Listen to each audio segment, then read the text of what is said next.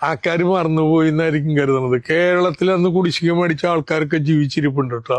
2016 ഞാൻ ധനമന്ത്രിയായപ്പോ എന്റെ ഏറ്റവും വലിയ പ്രശ്നം ഓരോരുത്തർക്കും എത്ര പെൻഷൻ വെച്ച് കുടിശ്ശിക ഉണ്ടെന്ന് അറിഞ്ഞുകൂടാ. അവസാനത്തെ ഇപ്പൊ ക്യാബിനറ്റിന്റെ തീരുമാനം, അത് രഹസ്യ തീരുമാനമല്ല, ഓർഡറാക്കി ഇറക്കിയിട്ടുണ്ട്. തദ്ദേശ ഭരണ സ്ഥാപനങ്ങൾക്ക് 15,000 രൂപ വരെ കുടിശ്ശിക തീർക്കാം. അന്ന് 600 രൂപ പെൻഷൻ അല്ലേ? 15,600 കൊണ്ട് ഹരിച്ചു നോക്കിക്കേ. 25 മാസം 15,000 രൂപ മേടിച്ച ആളുകളുടെ രസീതി ഇന്ന് ലഭ്യ പുറത്ത്. ഇത് അവസാനിപ്പിച്ച് കുടിശ്ശിക തീർത്ത് ഈ 600 രൂപ 1,600 രൂപയാക്കി. കാരണം അവസാനിച്ചപ്പോ കുടിശ്ശികയില്ലെന്ന് മാത്രമല്ല, ഒരു ഗഡു അഡ്വാൻസും കൊടുത്തു. ഈ 1,600 രൂപ ഇന്ന് മേടിക്കുന്നതില് UDF അവകാശവാദം അംഗീകരിച്ചാൽ പോലും 200 രൂപയല്ലേ അവർക്കുള്ളൂ. ബാക്കി LDF കൊടുത്തിരിക്കുന്നത്. UDF 5 വർഷക്കാലം 9,400 കോടി രൂപ തർക്കമുണ്ട് പറഞ്ഞുണ്ട്. LDF 35,000 കോടി രൂപ.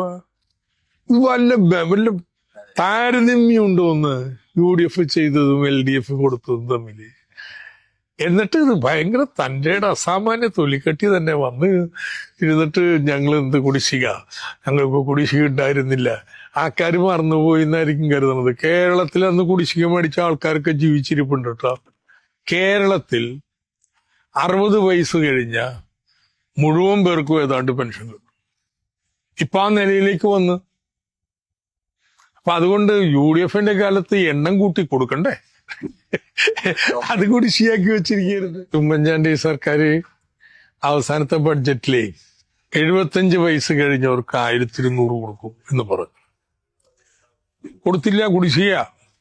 അത് വെച്ചിട്ടാണ് ഈ പറയണേ, കൊടുക്കാത്ത പണം വെച്ചിട്ട് 1,200 കൊടുക്കുമെന്ന് പ്രഖ്യാപിച്ചിട്ട് 1,000 രൂപ പെൻഷൻ, വയോജന പെൻഷൻ വർദ്ധിപ്പിക്കുന്നല്ലേ അവരുടെ മാനിഫെസ്റ്റോയിൽ എഴുതി വെച്ചത്. LDF പറഞ്ഞു. രണ്ട് മുന്നണിയും 2016 ഇലക്ഷന് പറഞ്ഞത് വയോജന പെൻഷൻ 1,000 രൂപയായിട്ട് കൂട്ടുന്ന. അപ്പൊ 1,200 നടപ്പാക്കിയിരുന്നെങ്കിൽ അങ്ങനെ വെക്കേണ്ട വല്ല കാര്യമുണ്ടോ? ഇതൊക്കെ പൊള്ളയായിട്ടുള്ള പ്രഖ്യാപനങ്ങൾ. ഒരു കാലത്ത് നടപ്പാക്കാതിരുന്ന കാര്യം അത് പ്രഖ്യാപിച്ചിട്ട് ഇറങ്ങിപ്പോയതാണ്. ഇനി എന്ത് കാശില്ലെങ്കിലും പ്രതിസന്ധി ഉണ്ടെങ്കിലും ക്ഷേമ പെൻഷൻ മാസം മാസം കൊടുക്കും. അതിനെയാണ് കൈക്കൂലി എന്ന് പറഞ്ഞ് പാവപ്പെട്ടവരെ ആകെ അപമാനിച്ചത്. അത് UDF ഒരു മനസ്സിരിപ്പാണ്. നമ്മൾ അങ്ങനെയല്ല കേട്ടോ. പാവങ്ങളുടെ അവകാശമായിട്ടാ കാണുന്നത്.